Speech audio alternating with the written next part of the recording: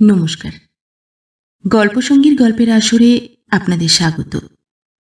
আজ আপনারা শুনবেন গজেন্দ্র কুমার মিত্রের লেখা একটি গল্প।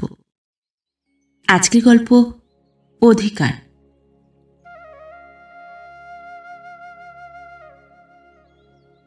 গোবিন্দ নাম।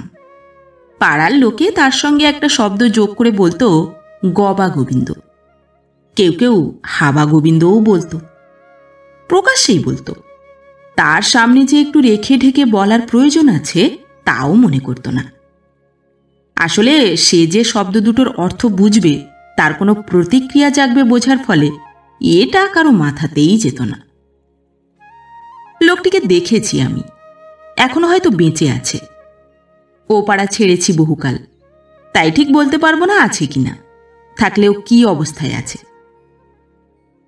যে গল্প লিখতে বসেছি তার সবটা আমার প্রত্যক্ষ দেখা বা শোনা নয়, পরে কিছুটা লোক মুখে শুনেছি। আর গল্প লিখতে বসলে সবটা সত্যি কেউ লেখেও না। আজকাল ফটোতেও রং করার রেওয়াজ হয়েছে, কথাতেও যথেষ্ট রং চড়ালে কাহিনী হয়। তবে মোটামুটি বেশিটাই সত্যি, এটা চুপি চুপি বলছি, বিশ্বাস করতে পারেন।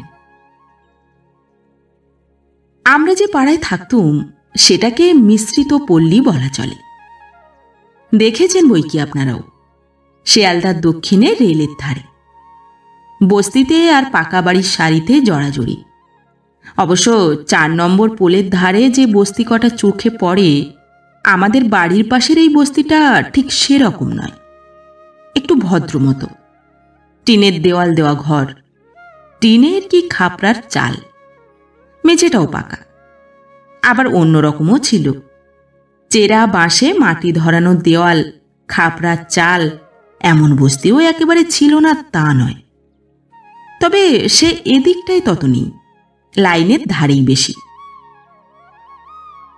গোবিন্দরা যে ঘরে থাকত সেটাই এই মেজ বস্তির শ্রেণীতেই পড়ে, কিন্তু আর এক হিসাবে গোত্র ছাড়াও বটে।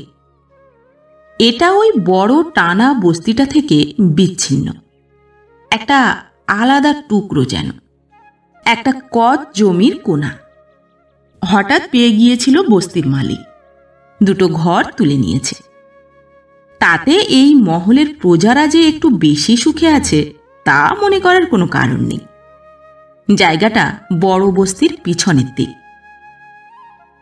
ওদিকে বড় কাঁচা নর্দমা, পগারের মতো, সর্বদাই ভটভট করছে নোংরা জলে আর পাঁকে। তার উপর এদের যাতায়াতের পৃথক কোনো পথ নেই, কারণ এ জমির 3 দিকেই অপরের জমির পাঁচিল। ওই পগার বা কাঁচা ড্রেনের ওপর 3খানা বাঁশ ফেলে পুলের মতো করা, তার উপর দিয়েই এদের যাতায়াতের রাস্তা। কাঁচা মেঠো পথ, একটু জল পড়লেই পিছল হয়ে যায়। কল একটা দেওয়া আছে, তার জল বাঁধানো নালা বেয়ে ওই পগারে পড়ার কথা, কিন্তু বেশিটাই পড়ে ওই পথে ও তার দুপাশের ফালি জমিটুকুতে।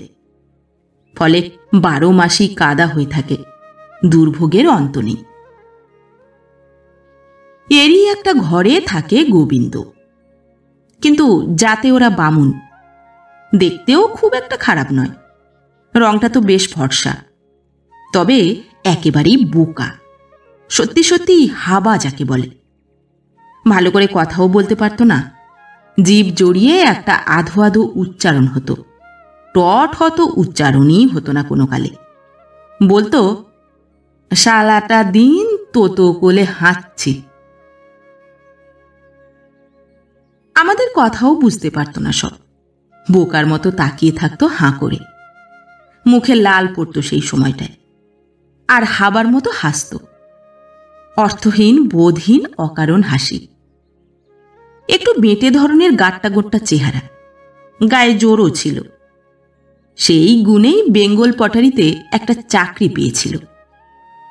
বোধহয় কোনো সাদা পাউডার জাতীয় জিনিসের বস্তা বইতে হতো, কেননা বিকেলে বাড়ি ফিরত যখন প্রায়ই দেখতুম ময়দার মতো মিহি কি একটা সাদা সাদা গুঁড়ো ওর সর্বাঙ্গে। দূর থেকে দেখলে মনে হতো একটা সাদা মানুষ আসছে।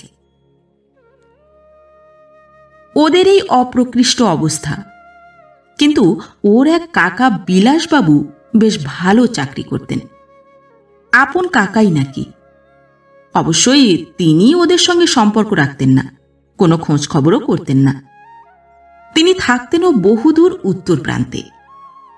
নিজের বাড়ি, একটা গাড়িও ছিল, তবে সেটা শোনা যায় আপিসের, ব্যবহার করা যায়, মালিকানা নেই। সম্পর্ক না রাখুন সেটা অস্বীকার করবেন কি করে?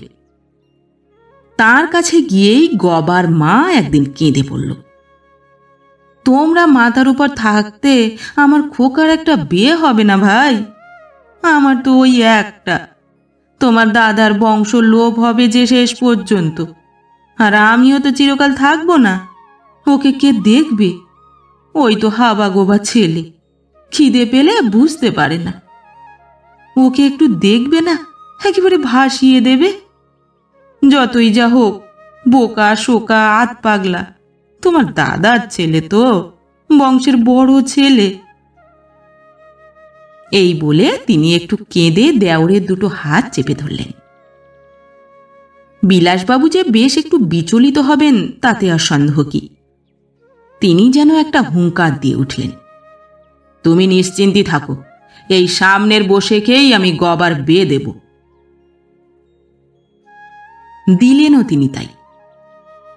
গবার বিয়ে হচ্ছে, বউ আসবে, কথাটা শুনছিলাম কদিন আগে থেকেই। কোন মেয়ের কপাল ভাঙল এ নিয়ে একটা আলোচনাও শুরু হয়ে গিয়েছিল। তাই বলে বিলাসবাবু যে এই কাণ্ড করবেন তার স্বপ্নেও ভাবেনি কেউ। অবশ্য উনি যে ঠিক কি করছেন তা কেউই জানত না পাড়ার। সম্বন্ধ এলে নিজের বাড়ি নিয়ে গিয়ে ছেলে দেখাতেন, গবাকে শাসন করে দিতেন সে যেন নিজের নাম বলা ছাড়া একটি কথাও না বলে।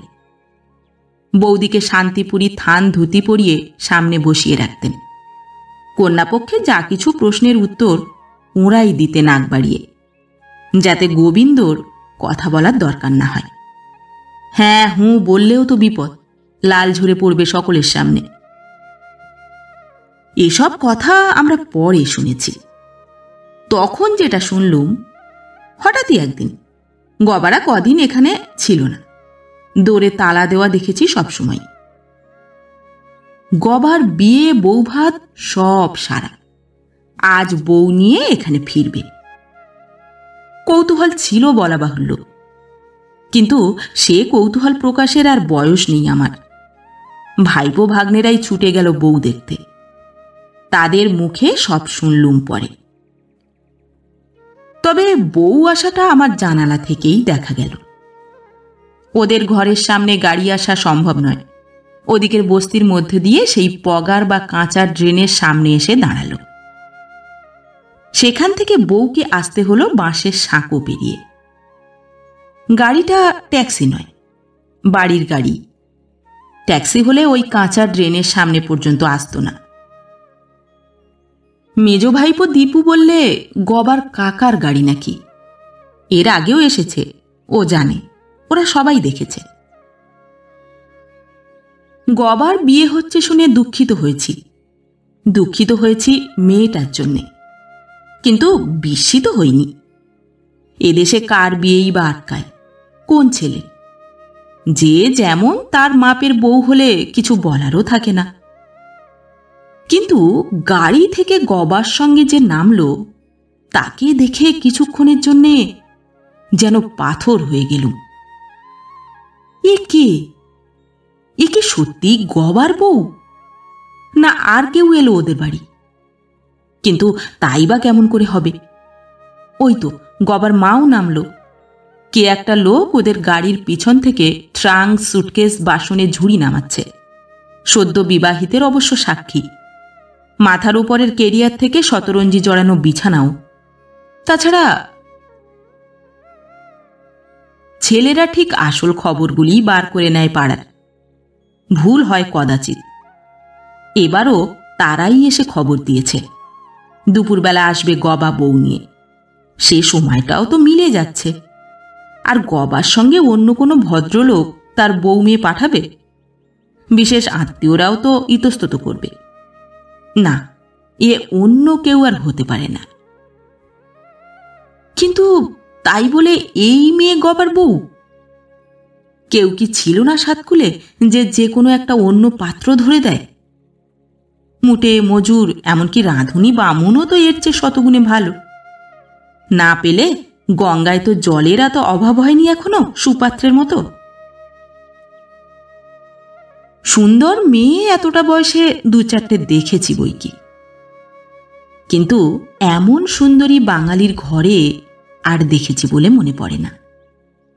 সেই যে পুরাণে আছে, তিল তিল সৌন্দর্য নিয়ে নিখুঁত সুন্দরী তিলোত্তমা তৈরি হয়েছিল, এ সেই রকমই অবিশ্বাস্য রকমের সৌন্দর্য, যা সহসা চোখে পড়লে কিছুক্ষণের জন্য যে কোনো পুরুষের নিঃশ্বাস বন্ধ হয়ে যায়। অকারণেই বুকের মধ্যে একটা নাম না জানা যন্ত্রণা অনুভব করে মানুষ। অপার্থিব, অবাস্তব বলে মনে হয় সে মেয়েটাকে। শুধু তাই নয়, আরেকটু লক্ষ্য করে দেখতেই অনেক কিছু নজরে পড়ল। এ শহরের মেয়ে, পাকা বাড়িতে বাস করে এসেছে এতকাল, বস্তি দেখেওনি হয়তো এর আগে, দেখলেও দূর থেকে দেখেছে, ট্রেনে বা গাড়িতে করে যেতে যেতে। যেরকম আতঙ্ক বিহবল অবিশ্বাসের দৃষ্টিতে চারদিক চেয়ে চেয়ে দেখতে লাগলো, যেভাবে ভয়ে ভয়ে সেই 3খানা বাঁশের সাঁকো পার হল, তাতে এই ধারণাই সমর্থিত হয়। আরও মনে হলো যার তার বা ভিখিরির হাতে দেবার মতো অত দুরবস্থা নয় ওর বাবার। গায়ে মোটামুটি গহনাও সাজিয়ে দিয়েছেন তিনি, চুড়ি, হার, বালা, কানের গহনা। এখান থেকেই এক নজরে চোখে পড়ল। পরনের বেনারসি শাড়িখানাও জ্যালজেলে নয়, অন্তত এই দূর থেকে যতটা দেখা যাচ্ছে তাতে তাই মনে হয়। ট্রাঙ্ক, দানের বাসন কোনোটাই দেনো বা খেলো মনে হচ্ছে না। সাধারণ গৃহস্থ ঘরে যেমন দেয় তেমনই দিয়েছেন তাঁরা। বিয়ের ইতিহাসটা বার করতেও দীপু, কেলো ওদের বেশি সময় লাগল না। ওদের ওই বস্তির কি আশেপাশের পাকা বাড়ির ভাড়াটে সমাজ, সর্বত্র অবাধ গতিবিধি, মেয়েদের সঙ্গেও সহজ মেলামেশা, কেউ কাকা, কেউ মাসি, কেউ বৌদি। সুতরাং পাড়ার খবর সংগ্রহ করতে অসুবিধা হবার কথাও নয়। মেয়ের বাবার যা শুনলুম, সত্যিই এত খারাপ অবস্থা নয় যে তিনি জেনে শুনে এই রকম পাত্রে দেবেন। তা তিনি দেননি। এক মাঝারি মার্চেন্ট আপিসে কাজ করেন। সংসার বড় বলে তেমন বড় মানুষই দেখাতে পারেন না, নইলে মাইনেও একেবারে যৎসামান্য পান না। আসলে মেয়েটি লেখাপড়ায় বেশি দূর যেতে পারেনি। যতটা রূপ দিয়েছেন ভগবান ততটা মাথা দেননি, হয়তোবা সেই জন্যই দেননি। একদিকে যখন যথেষ্ট মূলধন দিয়েছেন, তখন আর একদিকে নাই দিলেন, এই বোধহয় ছিল তার হিসেব। স্কুল ফাইনাল ফেল করে ঘরে বসেছিল সরমা, গবার এই বউ। এই অবস্থাতে বিলাসবাবুর ঘটক গিয়ে এই সুপাত্রটির খবর দেয়। বিলাসবাবু ঘটককে আগাম বকশিস দিয়ে রেখেছিলেন, কবলেছিলেন আরও বেশি। ঘটক বলেছিল, বিলাসবাবু ধনী ব্যক্তি সে তো সবাই জানে, ভাইপো বংশের সেই মান রেখেছে।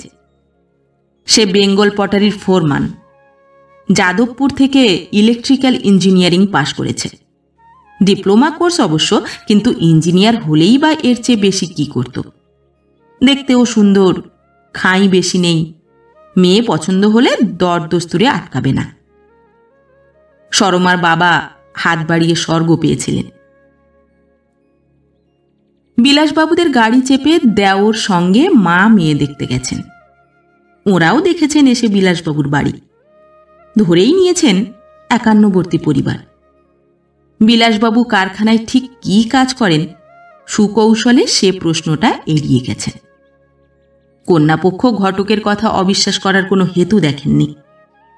আগে থাকতে সতর্ক হওয়ার ফলে গোবিন্দ যে মূর্খ, তার চেয়েও সাংঘাতিক হাবা, তা কেউই বুঝতে পারেননি।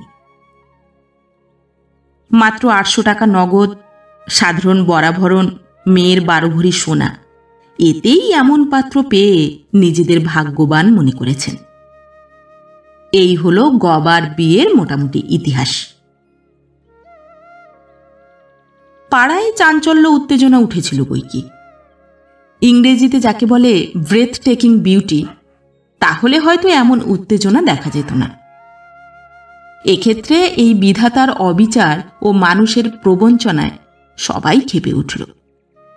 উপযাচক হয়ে গিয়ে সরমার বাবাকে উপদেশ দিল নালিশ করে এই বিয়ে খারিজ করাতে। কিন্তু উৎসাহ, উপদেশ, পরামর্শ যতই দিক না এরা, কর্মক্ষেত্রে নামতে হলে সরমার বাবা সত্যবাবুকেই নামতে হতো। তিনি সেকেলে ধরনের শান্তিপ্রিয় ভীতু প্রকৃতির লোক, অদৃষ্টবাদী। এই শ্রেণীর লোক অদৃষ্টবাদী হয়, ঝঞ্ঝাটে তার বড় ভয়। তাছাড়া ব্যস্তও খুব, নিজের ও বিধবা বোনের মিলিত বিপুল সংসার চালাতে। আপিসের আয় খুব কম না হলেও তাতে কুলোয় না, তার সঙ্গে খুচরো উপার্জন যোগ করতে হয়। সময় অর্থ দুটোরই অভাব। তিনি কপালে হাত দিয়ে জানালেন, এসব প্রারব্ধ, তাঁদের ও মেয়েরও। কপালে দুর্গতি থাকলে কে খণ্ডাবে? এখন মামলা করে এই বিয়ে নাকচ করতে গেলে বিস্তর সময় আর টাকার দরকার। কে করবে তার হয়ে? বিলাসবাবু যে মিথ্যে বলে দিয়েছেন তার তো কোনো সাক্ষ্য প্রমাণ নেই। আদালতে মামলা দাঁড় করানোও শক্ত। আর মামলা জিতলেও তারপরও মেয়েকে নিয়ে তিনি কি করবেন? মেয়ে একজনের ঘর করেছে, তা সে যত অল্পদিনই হোক। তা জেনে কি কেউ বিয়ে করবে? করলেও বিনা পয়সায় করবে না। এই বিয়েতেই তার যথেষ্ট দেনা হয়ে গেছে। নিজের এবং বোনের নিয়ে বাড়িতে আরও 6টা মেয়ে। একজনের জন্যেই বারবার সর্বশান্ত হলে বাকিগুলোর কি গতি হবে? এই তো এত সুন্দরী মেয়ে, সবাই বলছেন 2 বছর ধরে চেষ্টা করেও তো ভালো পাত্র একটা জোটাতে পারেননি সত্যবাবু। আবার কি ভরসায় ওকে ঘরে এনে তুলবেন, ইত্যাদি। ফলে পরোপকার এবং অন্যায়ের প্রতিকার করার উৎসাহ সকলেরই স্তিমিত হয়ে এল। সরমা যথারীতি গবার ঘর করতে লাগল। বাসন মাজা, ঘর মোছা, রান্না করা, বাইরের কল থেকে সকলের স্নানাহারের জল তোলা এবং শাশুড়ির লাঞ্ছনা সহ্য করা, তার যা প্রাপ্য এবং করণীয় কোনোটাতেই কোনো ত্রুটি ঘটল না। সেইটেই দীপু কেলোদের মুখে শুনে কষ্টের কারণ হতো বেশি। ওই তো ভটভটে নর্দমার ধারে দুর্গন্ধর মধ্যে বাস। পুরাণ পুঁথিতে যে নরকবাসের কথা আছে সেও বোধহয় এর চেয়ে বেশি দুঃসহ নয়। তার মধ্যে দিবারাত্র পরিশ্রম। ভোরে উঠে বাসন মেজে উনুন ধরিয়ে রেঁধে দিতে হয় 7টার মধ্যে। চা থেকে ভাত ডাল সবই। গবার 8টায় ডিউটি। তারপর গুল দেওয়া, খাড় কাচা, গোবর কুড়িয়ে ঘুঁটে দেওয়া, এইসবে 1 মিনিটের অবসর থাকে না সরমার। জল খাবারের কথা ভুলেই গেছে। সেটা অবশ্য এ বাড়িতে কেউই খায় না। বউয়ের কথা বললে শাশুড়ি বলেন, কৌটোয় মুড়ি থাকে, ঘরে আটা আছে, রুটি গড়েও খেতে পারে। আমি কি খাও গো করে পিছু পিছু ঘুরব? সকাল 7টায় যে ভাত নামে সেটাই খেতে বসে সরমা বেলা 1:30টায়। ঠান্ডা কড়কড়ে ভাত। শাশুড়ি নিজে খেয়ে নেন 11টার মধ্যে। বলেন, ও যে নিড়বিড়ে, 1 ঘন্টার কাজ 2 ঘন্টা লাগে ওর। নইলে এই কি আর একটা কাজ? একখানা ঘরে থাকা, আর ওই তো চুড়ুর বুড়ুর রান্না। তা ও যা পারে যতক্ষণে পারে করুক, সময়ের তো আর অভাব নেই বাড়িতে। তাই বলে আমি ওর জন্যে তেতপ্পর বেলা পর্যন্ত টাঙিয়ে থাকতে পারবো না। যে ইচ্ছে করে বেলা করবে সে কড়কড়া ভাত খাবে, তার আমি কি করব? ভাত শুধু কড়কড়ে তাই নয়, গবার পাতে যদি 2-4টে দানাও পড়ে থাকে তো সেও তুলে রাখবেন তার মা। সেই থালাতেই সেই ভাতের সঙ্গে নিজের ভাত বেড়ে খেতে হবে সরমাকে। গবার সেই অজস্র লালা মাখা ভাত। দীপু বলে সেই সময়ই ওর কান্না আর বাধা মানত না। চোখের জলেই ভাত পান্তা হয়ে উঠত। বাজার হতো কচিত কদাচিৎ। আপিস থেকে আসবার সময় যা 2-4 পয়সার আনাজ রাস্তার ধার থেকে কিনে আনতো গবা, তাতেই চালাতে হতো। মাছ মাসে একদিন, কিন্তু তরকারি যাও বা রান্না হতো তা ছেলে আর ছেলের মা খেতেই শেষ হতো। বউয়ের বেলা থাকতো জলের মতো একটু ডাল আর হয়তো গাছকতক ডাঁটা। মেয়ের বাবা দুঃখে লজ্জায় আসতে চাইতেন না। মেয়ের এই দুর্গতি দেখে দুঃখ হতো যত, নিজের নির্বুদ্ধিতার কথা ভেবে ততটাই লজ্জা। তিনি যে আসেন সেটা গবার মারও পছন্দ ছিল না। একদিন হঠাৎ এসে পড়ে মেয়ের উপর হাতে পাখা পেটার কালশিটের দাগ দেখেছিলেন। সরমার মাখনের মতো চামড়ায় সে দাগ সহজে মেলায় না। কি দিয়ে সে ভাত খায় তাও চোখে পড়ে গিয়েছিল ওই সময়। এর কোনো অবস্থায় বিজ্ঞাপিত হওয়া ভালো নয়, এটুকু বোঝার মতো বুদ্ধি তার ছিল। তাই যাও বা গোড়ার দিকে 2-1 দিন এসেছিলেন সত্যবাবু, ইচ্ছে করেই অত্যন্ত রূঢ় ও অপমানজনক ব্যবহার করেছেন গবার মা। ফলে সত্যবাবুর মেয়েকে দেখতে আসার স্বাদ ঘুচে গিয়েছিল প্রায় চিরদিনের মতো। অর্থাৎ আশা নেই, আশ্রয় নেই, আশ্বাস নেই, আনন্দ নেই। সরমার জীবনে কোথাও আর কিছু রইল না, শুধুই এই বিপুল দুর্ভাগ্যের বোঝা বয়ে যাওয়া আর কষ্ট লাঞ্ছনা সহ্য করা। একটানা একটা অবিশ্বাস্য দুঃখের মধ্য দিয়ে কাটানো দিন ও রাত্রি। তবু এর মধ্যেও প্রকৃতি তার কাজ করে যায় বৈকি। হাবাই হোক আর হাঁদাই হোক, দৈহিক কামনা থাকবেই। বছর 1.5 মধ্যেই সরমার কোলে ছেলে এসে গেল একটি। তাতে দুর্ভোগ আর দুর্গতি বাড়ল বই কমল না। নাতির আদর হলে তার গর্ভধারিণীরও আদর হবে, ন্যায়শাস্ত্রের এমন অনুশাসন নেই। শিশু পালনের সহস্র রকম কাজ তার এতটুকু সাহায্যের চেষ্টা মাত্র করেন না শাশুড়ি। পুত্রবতীর পুষ্টিকর না হোক, পেট পুরে খাওয়ারও কোনো ব্যবস্থা করেন না। অমানসিক পরিশ্রম আর ওই কদর্য খাওয়া। ঈশ্বর দত্ত স্বাস্থ্য ভালো ছিল বলেই এতকাল সয়েছিল সরমা। এবার সে স্বাস্থ্য জবাব দিল, শরীর ওর ভেঙে পড়ার উপক্রম হল। কথায় আছে, গর্তের ব্যাঙকেও অবিরত খোঁচালে সে একসময় তেড়ে ওঠে, রুখে দাঁড়ায়। স্বভাব ভীরু সরমাও একসময়ে কঠিন হয়ে উঠল, অন্তত একটা ব্যাপারে। একটি সন্তান হলেই গবার কাম পিপাসা কমবে এমন মনে করার কোনো হেতু ছিল না, কমেও নি। তাছাড়া ওসব তার মাথাতে ঢুকত না, সেসব শিক্ষা তো ছিলই না। কিন্তু এইখানে সরমা একেবারে বেঁকে দাঁড়াল। না, আর নয়, এরপর সন্তান আর নয়। এতদিন কটূক্তি বর্ষণ, শাসন, লাঞ্ছনাদি যা করবার গবার মাই করতেন। গবা কোনোদিন তা নিয়ে মাথা ঘামায়নি। মার ওপর কথা বলার কথা সে ভাবতেও পারত না। তাছাড়া তার স্ত্রীকে শাসন করবার প্রয়োজনও হয়নি। খাওয়া এবং শোয়া চলে গেছে স্বাভাবিক নিয়মে। এর বেশি মাথা ঘামানোর মতো মাথা তার ছিলও না। কিন্তু এবার সেও উত্তপ্ত হয়ে উঠল। জীবন সম্বন্ধে তার ধারণা ছিল পশুর মতোই। আহার নিদ্রা জৈব মিলন, এছাড়া অন্য কোনো চিন্তা বা ধারণার অস্তিত্ব ছিল না তার কাছে। শেষেরটার স্বাদ আগে পায়নি, এখন পেয়েছে। সেটা নিত্য প্রয়োজন, অভ্যাসে দাঁড়িয়ে গেছে, জীবন ধারণের প্রধান অঙ্গ হয়ে দাঁড়িয়েছে। তাইতে বাধা পেয়েই সে ক্ষিপ্ত হয়ে উঠল এবং যা সে এতকাল করেনি, দৈহিক নির্যাতন শুরু করল। আর এই জ্বালার কারণটা যখন গবার মা শুনবেন, তখন তিনিও লাঞ্ছনা নির্যাতনের নূতন কারণ পেয়ে উল্লসিত উৎসাহিত হয়ে উঠবেন, সেও তো জানা কথাই। বউ স্বামীর কাছে শুতে চায় না, আর ছেলে পেটে ধরতে রাজি নয়, এমন কথা তাঁর 14 পুরুষে কেউ কখনো শোনেনি। এসব খ্রিস্টানিপনা তাঁর ব্রাহ্মণের ঘরে তিনি সহ্য করতে রাজি নন। এ বিবিয়ানা ভদ্র গৃহস্থ ঘরের মেয়েরা মুখেও আনতে পারত না।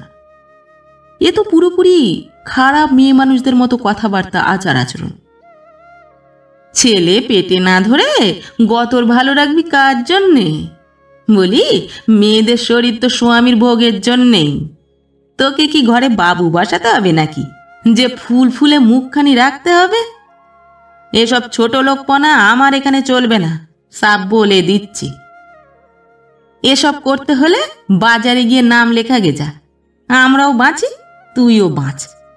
হারামজাদি ঘরে এসে স্তক আমাকে জ্বালিয়ে পুড়িয়ে খেলো গা। 7 পুরুষ বজ্জাতের ঘরের মেয়ে এনে আমার ঘরের লক্ষ্মী যেতে বসেছে। বলে ধনে পুত্রে লক্ষ্মী লাভ, পুত্তুরি বাদ। সে হুঙ্কার ও গর্জন, আস্ফালন করে তেড়ে যাওয়া পাখার বাঁটের বাড়ি মারবার শব্দ আমার ঘর থেকেই দেখা ও শোনা যেত। সহ্যের সীমা অতিক্রম করেছিল সরমার অনেক দিনই। তার নিজের সঙ্গে যুদ্ধ করারও শক্তি ছিল না, বোধহয় কোনো কারণও না।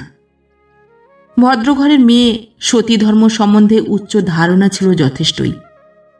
তবু সব জিনিসই নিরন্তর আঘাতে ক্ষয়ে যায়। সে ধারণাও যাবে, তাতে আর আশ্চর্য কি?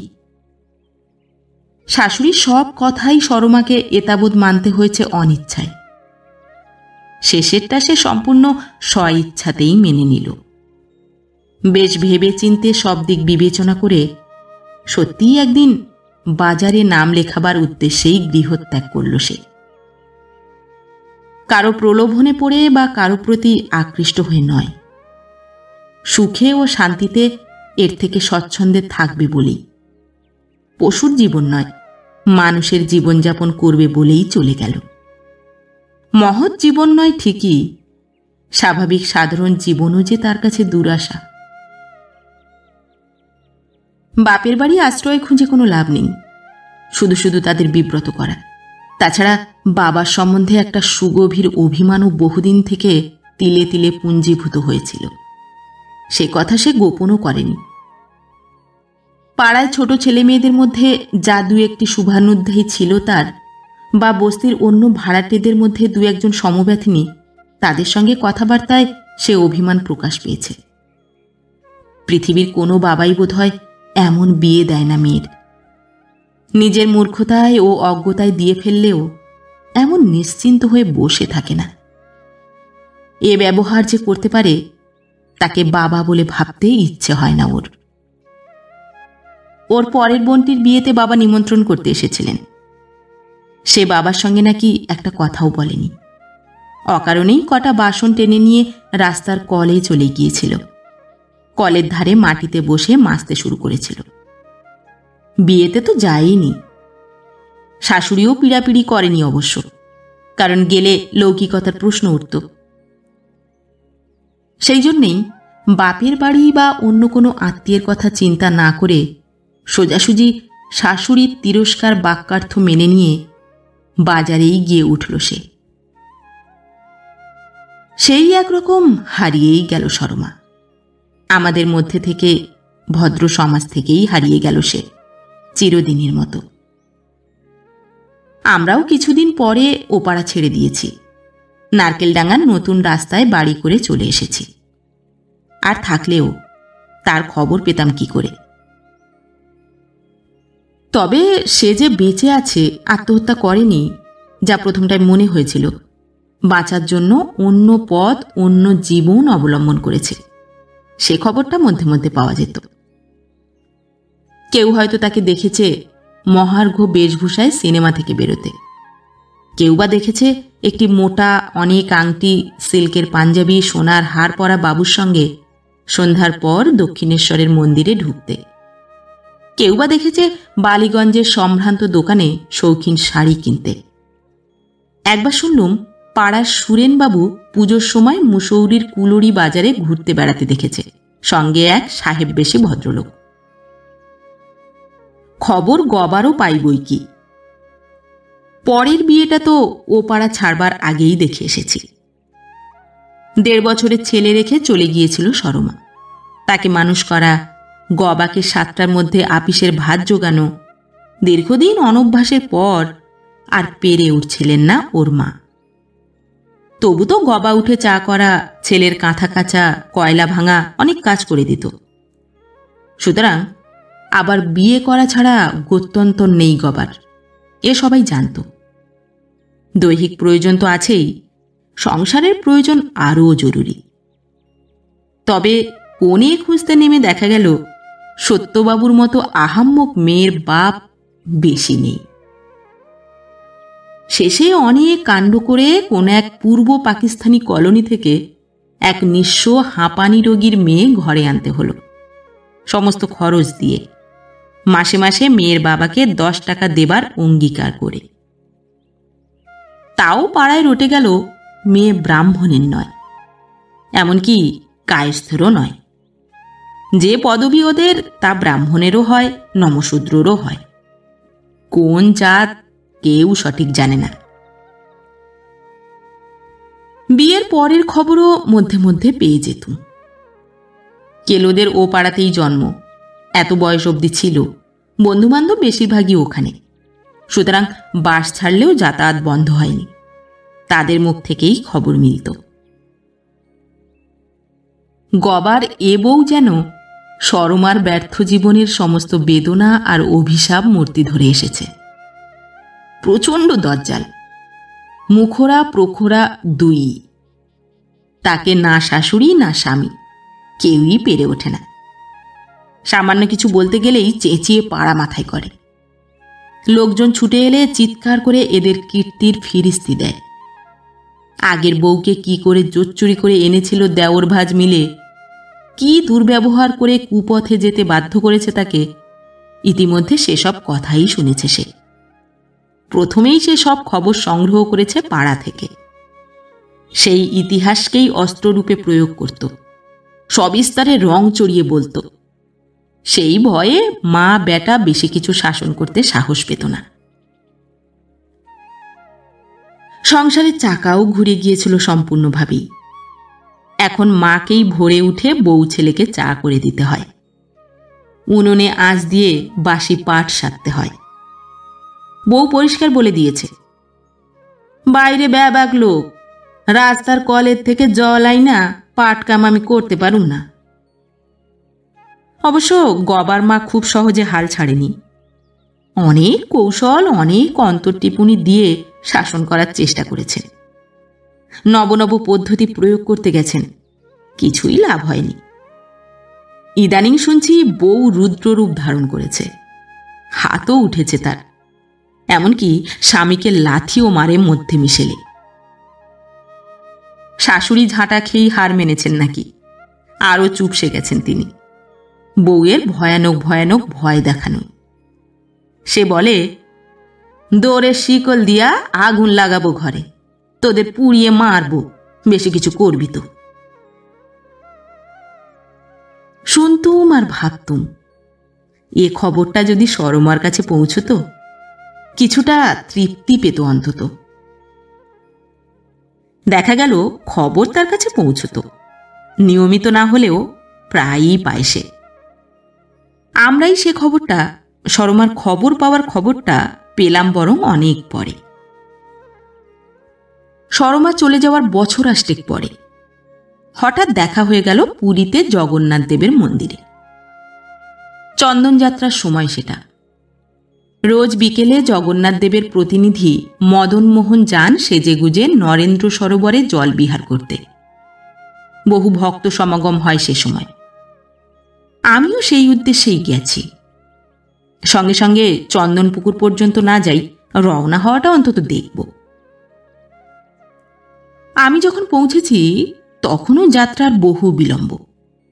সবে নাকি মূল দেবতার যাত্রা ভোগ লেগেছে। সে ভোগ সরলে তবে মদনমোহন রওনার তোড়জোড় করবেন। এদিকেও দেরি, ওদিকেও দর্শন বন্ধ। অনেক দর্শনার্থী নান মন্দিরের দরজার বাইরে সিঁড়ির দুদিকে পাথর বাঁধানো জায়গাটায় বসে অপেক্ষা করছেন। আমিও গিয়ে একধারে বসলুম। আর বসে এদিকে চাইতেই প্রথম যার চোখে চোখ পড়ল সে সরমা। আমার থেকে মাত্র হাত তিনেক তফাতে বসে আছে। না, চিনতে কোনো অসুবিধা নেই। সে চেহারা বঙ্গদেশ কেন, ভারতেই এত সুলভ নয় যে দেখার পরও ভুলে যাব। অনেকেই এই মন্দিরে বসেও হাঁ করে চেয়ে আছেন। অল্প বয়সের সে আশ্চর্য রূপ পরিপূর্ণ হয়ে যেন আরও মধুর হয়ে উঠেছে। পরিপূর্ণ হয়েছে, কিন্তু দেহের সীমা লঙ্ঘন করেনি, স্থির হয়েই আছে। ওকে দেখে স্থির বিদ্যুৎ কথাটার অর্থ বুঝলাম। শর্মা বোধহয় মুহূর্তকাল ইতস্তত করল, তারপর হাত তুলে একটা নমস্কার করে আস্তে সরে এলো। বললে, আপনি তো দীপুর কাকা নন্দবাবু না? কতদিন ধরে ভাবছি আপনার সঙ্গে দেখা করব, কিন্তু কিছুতেই সাহসে কুলল না। এ মুখ নিয়ে কোন লজ্জায় যাব? যদি আপনি কথা না কন, যদি মুখের উপরই দরজা বন্ধ করে দেন, এই ভয়েই আরও। রূপের আঘাতটা মন মাথা তখনও সামলে উঠতে পারেনি। আস্তে আস্তে বললুম, না না, তা কেন?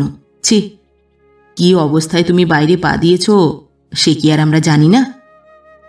তুমি বলে তাই অতদিন তবু ওই জানোয়ারটার ঘর করেছ, অন্য কোনো মেয়ে পারত না। পারত না কেন? আর একজন তো ঘর করছে। ম্লান হেসে বলল সে। হ্যাঁ, সে পারে। ওইটা আমার একটু ভুল হয়েছে। বলা উচিত ছিল কোনো ভদ্র ঘরের বা ভদ্র মেয়ে পারত না। সে কি করছে তা তো জানো না? তোমার ওপর অত্যাচারের 4 গুণ শোধ তুলছে সে। জানি, খবর সবই পাই। খবর পাও? বিস্মিত না হয়ে পারি না। হ্যাঁ, এ শহরে বিশেষ যার হাতে দরকারের বেশি পয়সা আছে, তার খবর জোগাড় করতে কতক্ষণ লাগে। ইচ্ছে থাকলেই যে কোনো খবর পাওয়া যায়। কিন্তু ওদের খবরের ইচ্ছে এখনো তোমার আছে, সেইটাই তো অবাক হবার মতো কথা। ও জীবন তো তোমার ভুলতে চেষ্টা করাই উচিত। ও তো দুঃস্বপ্ন একটা। কিন্তু ছেলেটাই যে ওখানে পড়ে, সেই জন্যেই আরও চেয়েছি আপনার সঙ্গে দেখা করতে। বড্ড দরকার, কিছুতে সাহসে কুলোয়নি বলেই। সংকোচেই যেন কথাটা শেষ করতে পারে না। হেসে আশ্বস্ত করে বলি, এত খবর যখন রাখো তখন এটাও জানা উচিত যে বহু লোক প্রত্যহ আমার কাছে আসে নানা দরকারে। তোমার সামনেই তো থাকতুম, দেখেছ নিশ্চয়ই। কেলোদের কাছেও শুনে থাকবে। যত লোক আসতো সবাই যে গঙ্গা জলের ধোয়া তুলসী পাতা, এমন কথা কে বললে? দাদাই বলছি, অপরাধ নেবেন না। ছেলেটাকে কি কিছুতেই আমার কাছে রাখা যায় না? 10-11 বছর বয়স হয়ে গেল, লেখাপড়া কিছুই হচ্ছে না। শুনেছি স্কুলে পর্যন্ত দেয়নি। কর্পোরেশনের স্কুলে গিয়েছিল মাস কত, বই জোটেনি বলে তাও আর যায় না। পাড়ায় বস্তির বকা ছেলেদের সঙ্গে ডাঙ্গুলি খেলে ঘুরে বেড়ায়। এই বয়সেই হয়তো বিড়ি খেতে শিখেছে, হয়তো খারাপ গালাগালও সব। কিন্তু তোমার পরিবেশই কি স্বাস্থ্যকর হবে ওর পক্ষে? অনিচ্ছা সত্ত্বেও কথাটা মনে করাতে হয়। লজ্জায় অপমানে সুগৌর মুখ জবা ফুলের মতো লাল হয়ে ওঠে। মাথা নামিয়ে বলে, জগন্নাথের মন্দিরে বসে মিথ্যে কথা বলবো না। 2 বছর আগে পর্যন্ত ওই পাড়াতেই থাকতুম, কিন্তু এখন ইনি, মানে যে ভদ্রলোক আমাকে পালন করেন, আলাদা নিউ আলিপুরে ফ্ল্যাট কিনে দিয়েছেন। একটি বামুনের মেয়ে আছে, রান্না বান্না করে, সেই পাহারা দেয়। ওই যে সঙ্গে এসেছে। আর একটি পুরনো বুড়ো চাকর, এই নিয়ে থাকি। উনি আসেন রাত 10টার পর, ভোরবেলা চলে যান। খারাপ কোনো দৃষ্টান্ত দেখবে না সে। তাও বাড়িতে রাখবো না ছেলেকে, ভালো কোনো স্কুলের হোস্টেলে রেখে দেব। একটু আধটু ছুটি ছাটায় বাড়ি আসবে। আমার মনে হয় এক্ষেত্রে এদের দিক থেকে কোনো অসুবিধা হবে না। যা দিনকাল, একটা ছেলে পোষা তো সহজ নয়, ওরা বেঁচেই যাবে। ছেলের ঠাকুরমারই এক টান থাকার কথা, বাপ তো জড় ভরত। তা ঠাকুমাও আর পেরে ওঠে না, খাটুনি কমলে খুশিই হবে বোধহয়। তাছাড়া খরচের কথাটা তো আছেই। এ স্ত্রীর বাধা দেবার কোনো কারণই নেই। একে সতীনের ছেলে, তাই গরিবের সংসারে বসে খাচ্ছে। আমার মনে হয় ওদের গিয়ে বললেই ছেড়ে দেবে। দেবে দেবে দাদা। হঠাৎ হাঁ হাঁ করতে করতে সে দু হাতে আমার পায়ের ধুলো নিল। দেব মন্দিরে দেবতা ছাড়া আর কাউকে প্রণাম করতে নেই, হয় সে জানে না, নয়তো আশায় আনন্দে দিশাহারা হয়ে গেছে। কথাটার ওইখানেই শেষ হলো না। শর্মা আমি যেদিন ফিরব শুনে নিয়ে সেই দিনই ফিরল। আর তার নিরন্তর তাগাদায় একদিন সত্যি সত্যি আবার ওই পাড়ায় যেতে হলো। রবিবার দেখে গিয়েছিলুম। গাড়িতে শর্মাকে বসিয়ে রেখে যতদূর সম্ভব মাথায় ঘোমটা দিয়ে এক কোণে বসে রইল। আমি আর দীপু গেলুম সেই ছোট্ট পুলটা পেরিয়ে, গবাদের দরজায় গিয়ে দাঁড়ালুম। আমাদের দেখে তিনজনেই বেরিয়ে এলো দরজার কাছে। মায়ের ছেলেটা শুদ্ধ তার ঠাকুমার গা ঘেঁষে এসে দাঁড়াল। একবার মাত্র তার দিকে চেয়েই বুঝতে পারলুম শর্মার আশঙ্কা কি নিদারুণ সত্য। ছেলেটার বোধহয় মানুষ হবার, লেখাপড়া শেখার সম্ভাবনা কোথাও কিছুমাত্র নেই। আর কিছুদিন পরে যদি কারখানায় ঢোকাতে পারে গবা তো ভালো, নইলে পকেটমারদের দলে গিয়ে পড়বে হয়তো। তবু শর্মার বক্তব্যটা জানালুম ওদের, যতদূর সম্ভব মোলায়েম ভূমিকা করে। মা ছেলেকে নিয়ে যেতে চায়, হোস্টেলে রেখে ভালো স্কুলে পড়াবে, মানুষ করবে ইত্যাদি। গবা একবার তার মার মুখের দিকে তাকালো, মাও গবার মুখের দিকে। কিন্তু তার কিছু বলার আগেই যেন বোমার মতো ফেটে পড়ল গবার নতুন বউ। কিসের জন্যে, কেন ছেলে দেব তাই শুনি? তার আসপর্দাও তো কম নয়। ছেলের ওপর ভালোবাসা উতলে উঠল একেবারে। 1.5 বছর হয়নি ছেলেটার, তাকে ফেলে গেছিল। তখন এ ভালোবাসা কোথায় ছিল? আমরা গুমুদ ঘেটে এত বড্ডা করলুম, সব ধকল ঝক্কিটা পোয়ালুম, এখন উনি এসেছেন তৈরি ফসলটি ভোগ করতে। হায় হায়! আর তাও বলি, তার না হয় এত বিবেচনা নেই, লজ্জা ঘেন্না সব ঘুচিয়ে দিয়ে তবে তো ও কাজ করেছে, সার্থক পড়ল। আপনি কোন লজ্জায় এসব বলতে এলেন? সে আসতে পারল না, তাহলে জবাবটা ভালো করে দিতুম। ওই নর্দমার পা কেনে মুখে দিতুম, তাতে থানা পুলিশ যা হয় হতো। বিদ্যুৎ চমকের মতো মনে পড়ে গেল এই বউটির আজও কোনো ছেলেপুলে হয়নি। তাতেই তবু বুঝিয়ে বলতে গেলুম, দেখুন, নালিশ মকদ্দমা করলে কি দাঁড়ায় তা তো বলতে পারা যায় না। তার পয়সা আছে, তার কাছে কিছুই না। আপনারা পারবেন মামলার খরচ টানতে? তাছাড়া ছেলেটা তো এখান থেকে এক বর্ণ লেখাপড়া শিখছে না। এই বয়সেই তো দেখছি দস্তুর মতো বকে গেছে। মিছিমিছি তার ভবিষ্যৎটা নষ্ট করছেন কেন? যদি মানুষ হয় একটা চেষ্টা তো করতে পারবে অন্তত। আর এত বিষয় তার, সেটা থেকেও বঞ্চিত হবে। আপনারা ওকে কি দিতে পারবেন সে জায়গায়?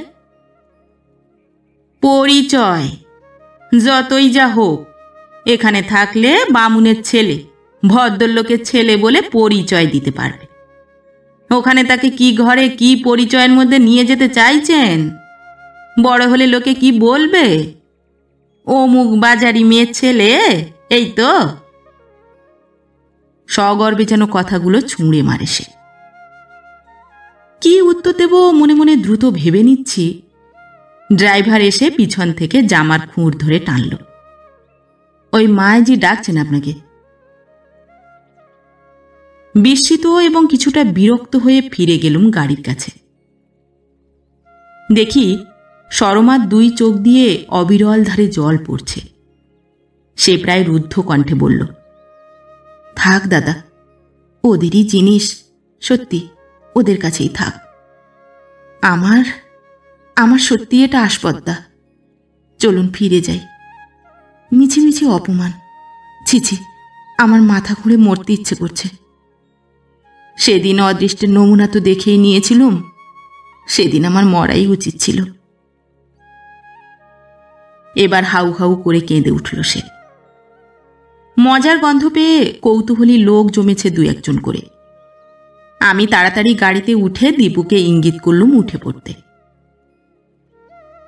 দাঁড়ান বলে একটা হুঙ্কার উঠল পিছনে। দেখি সেই বউটা ছেলেটার হাত ধরে হিড় হিড় করে টানতে টানতে নিয়ে আসছে। এই চেয়ে দেখ, ওই তোর মা, আসল মা। যাবি ওর কাছে? অনেক পয়সা ওর, খুব সুখে ভোগে থাকবি, নেশা ভাঙ করে বেড়াবি, দেদার ফুর্তি করবি। যাবি? ছেলেটা ভ্যাবা চাকা খেয়ে একবার আমাদের গাড়ির দিকে আর একবার পিছনে বাপ ঠাকুরমার দিকে তাকাতে লাগলো। ড্রাইভার ততক্ষণে ব্যাপার গতিক বুঝে গাড়ি ছেড়ে দিয়েছে, তাই রক্ষা। এ নাটক বেশি প্রলম্বিত হবার আর সুযোগ ঘটল না।